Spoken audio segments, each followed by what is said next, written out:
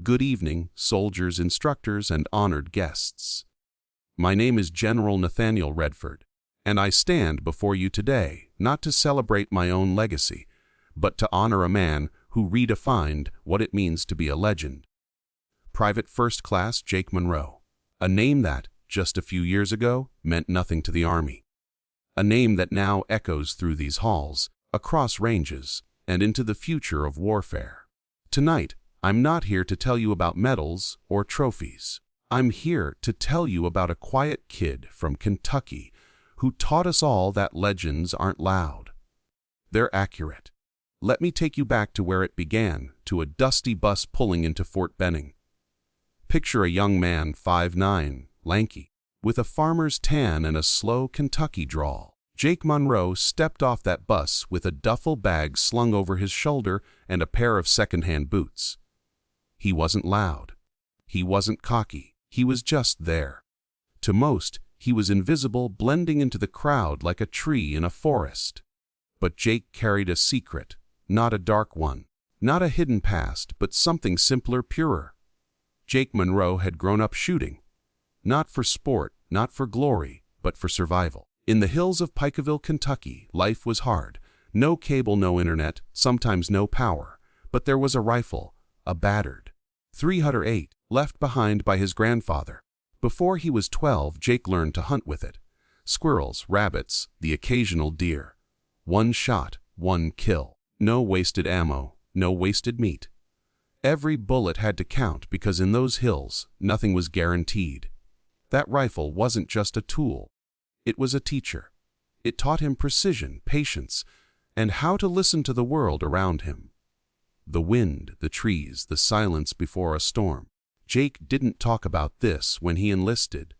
He didn't brag about hitting coyotes at 1,000 yards or outshooting his bunkmates hunting stories. He just listened, learned, and waited.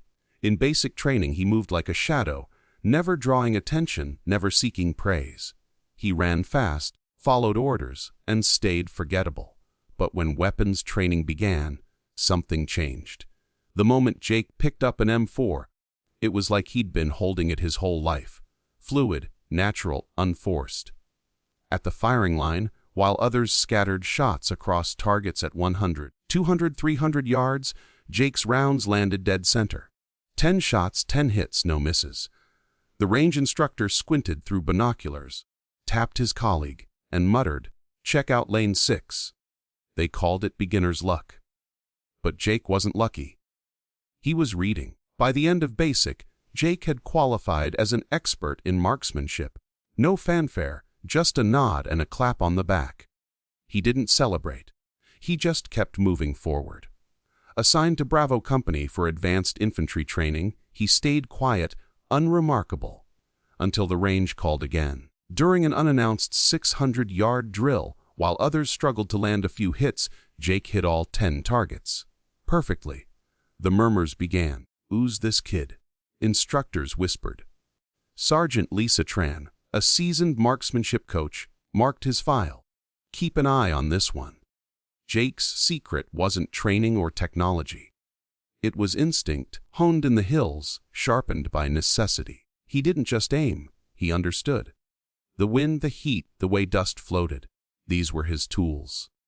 During one qualifying round, while others fussed with optics and wind meters, Jake fired 10 shots in under 20 seconds. All hits, all within a quarter-sized grouping. The range officer blinked, checked his scope, and called out, "Lane 4, perfect score." Jake just nodded and stepped back. Another day, another clean round. It was during a private range session, reserved for advanced snipers, that Jake's name began to spread like wildfire.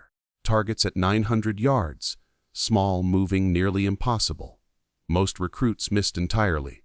Jake hit all 10 dead center within 5 inches of each other.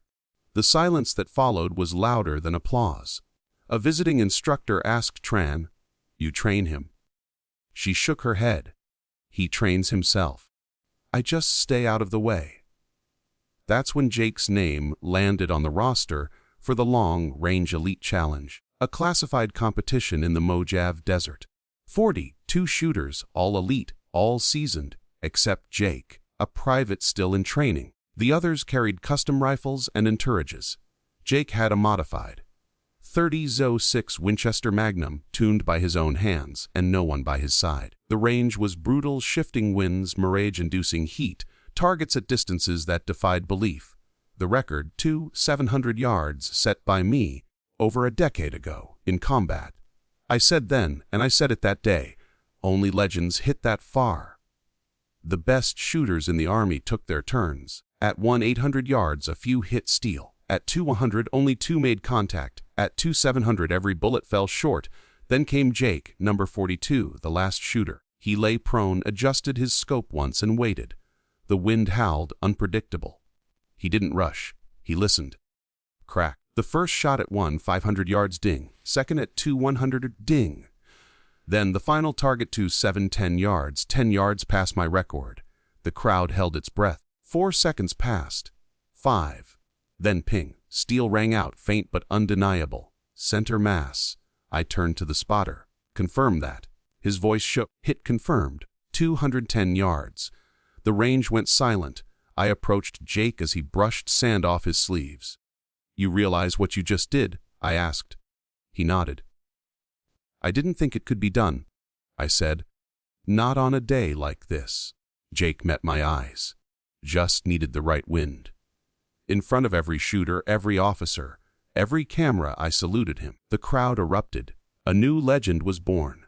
Word of Jake's shot spread faster than wildfire. His name reached command centers, sniper schools, even rival branches.